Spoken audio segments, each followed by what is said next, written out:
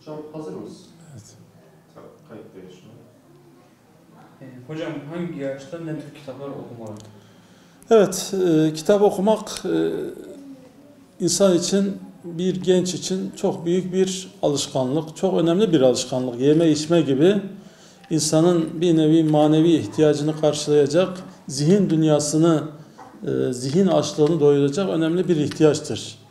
Şimdi yaş grubuna göre de çocuk yaştan itibaren aslında çocuklara artı değer katabilecek, zihin dünyasına artı değer katabilecek, ahlaki, ondan sonra edebi yönlerine artı değer katabilecek, onları daha güzel şekilde ilerletebilecek kitapların okunması gerekiyor.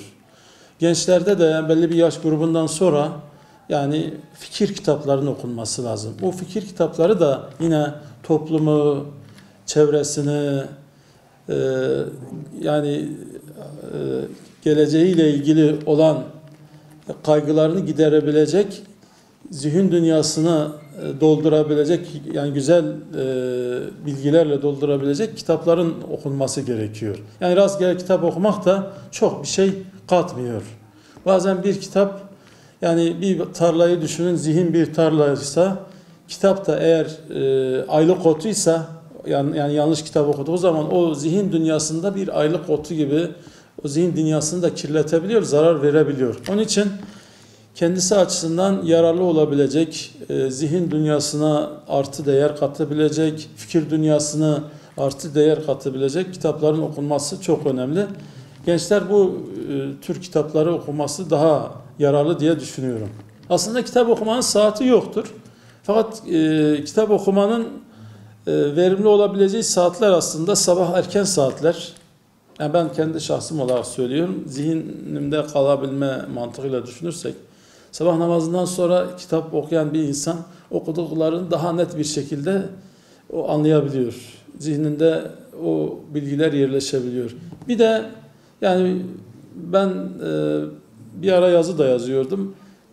Gece saat 10'dan sonra kitap okuduğunuz zaman o da insanın zihninde belli bir yeri edinebiliyor.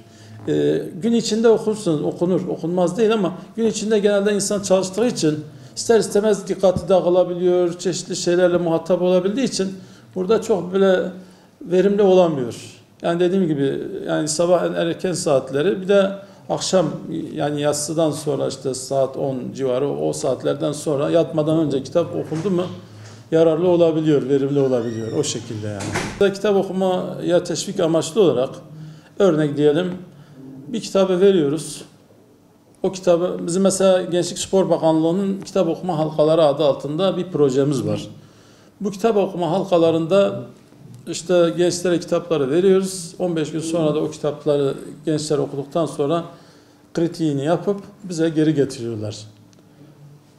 Ne yapılabilir? Gençleri kitap okumaya teşvik amaçlı işte bir kitap okuma yarışması yapılabilir. Kitap okuma yarışmasında işte bir kitap seçilir. O kitabın bir nevi kritiği sorulabilir. O kitabın içeriğiyle ilgili sorular sorulur ve o yarışmayı birinci olan gençlere böyle onları teşvik edecek hediyeler verilebilir. Basit de olsa ama hediye verilebilir. Bu kitap okuma açısından teşvik edici bir yöntem diye düşünüyorum yani. Büyük yaş gruplarında da bu geçerli olabilir